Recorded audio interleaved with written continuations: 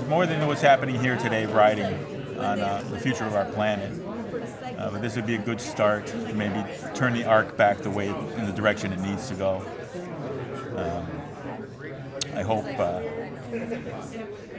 that's whatever comes out of this trial, it'll be the beginning of a new way of taking action and holding our elected officials and the railroads and the fossil fuel industry in general to task for what they've been doing and continue to try to do. They got to be stopped, by any means possible. Civil disobedience, legal, whatever it takes. It's at the point now where our futures depend on it.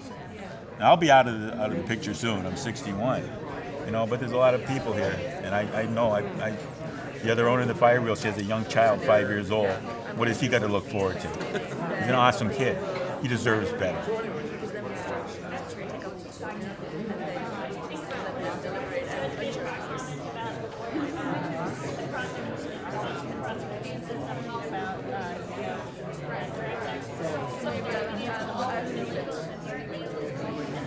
Yeah.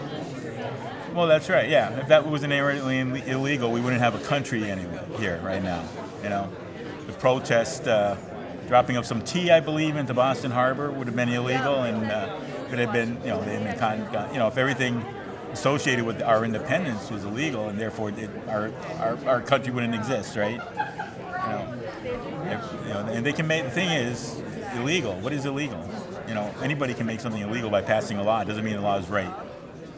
A lot of the laws in our country today are passed by corporations to benefit them, not to benefit the needs or the wants or the desires of the people. That's the problem. That's a huge problem.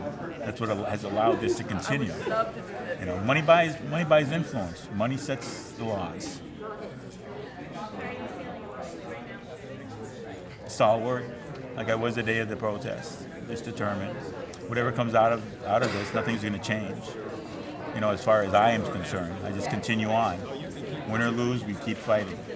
And I've said it before to a lot of people, it always seemed to me we'd make advances, like we'd stop the war in Vietnam, or we fought for civil rights and made a lot of progress. But then we celebrate and we sit back on our seat. And while we're sitting down, they're still plotting. They're trying to take it back, take it away from us. This whole, specifically, this issue of climate change, we can't afford, no matter how many battles we win. And even if we succeed, we can never sit back down. If anything we've learned is when we sit back down and we lose, we have to be vigilant.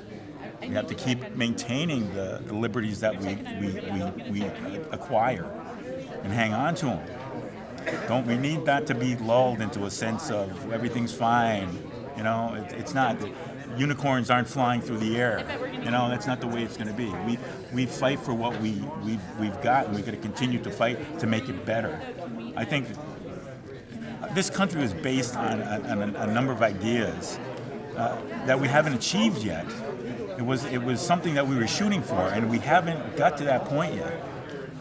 It's up to us to get to that point. What our founding fathers wanted.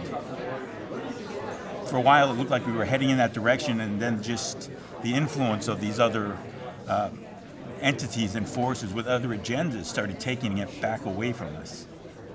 That should not be allowed. That's what it's all down to here. It sounds cliche, but it's we the people. It should always be about we the people. For too long, in my 61 years, it hasn't been about we the people. The majority of that time. But again, I'm hopeful today, and regardless, we keep fighting. We keep fighting. We never sit back. We never sit down again.